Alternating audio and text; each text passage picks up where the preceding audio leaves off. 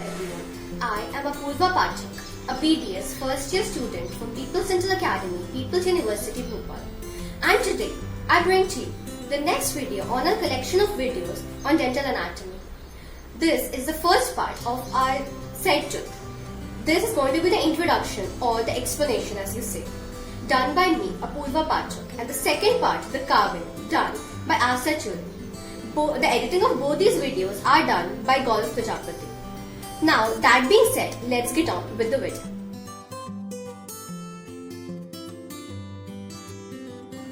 So today, let's discuss the maxillary canine aspect-wise, starting with the labial aspect.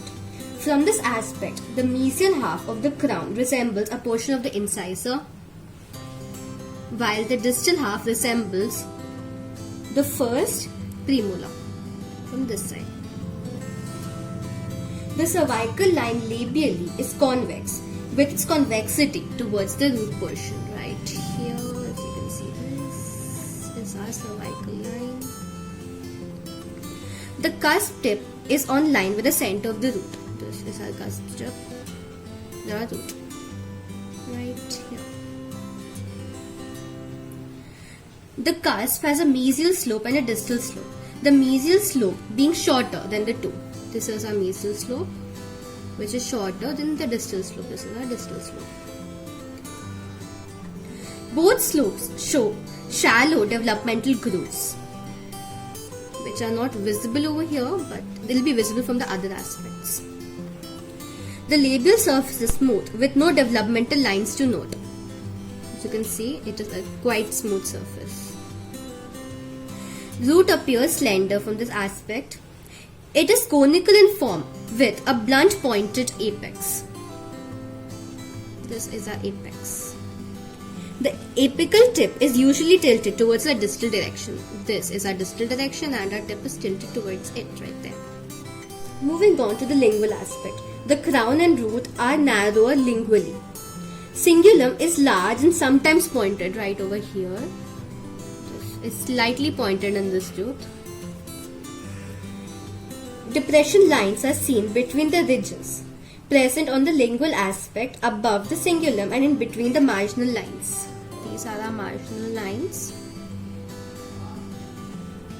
and a little concavity is seen over here. Developmental grooves are rarely present.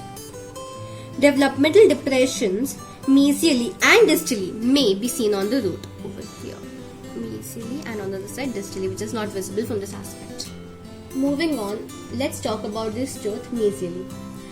From this aspect, it has the greater labiolingual measurement when compared to all the other anterior teeth. So this is a labiolingual measurement, and the other teeth, which are the central incisor and the lateral incisor.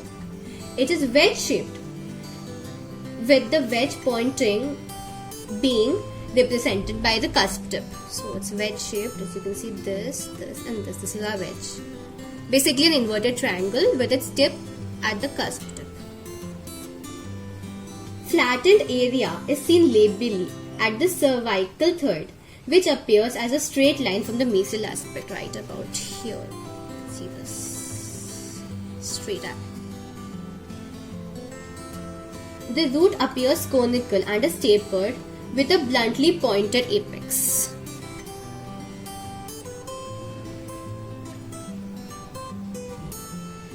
A line bisecting the cusp is labial to a line bisecting the root.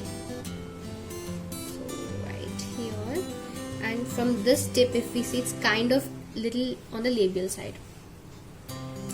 A shallow developmental depression is present for part of the root length over here.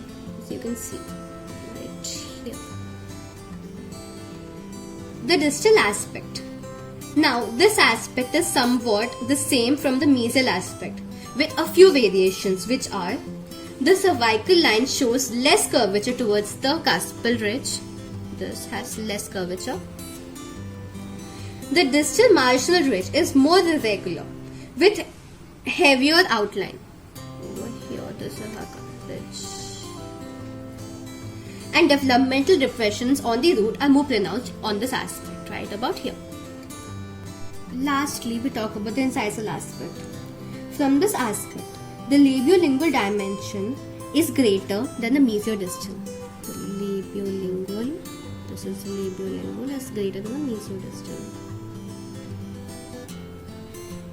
The ridge of the middle labial lobe is very noticeable. Labially, from this aspect, it attains its greatest convexity at the cervical third of the crown, becoming broader and flatter in the middle and incisal thirds. Right about here.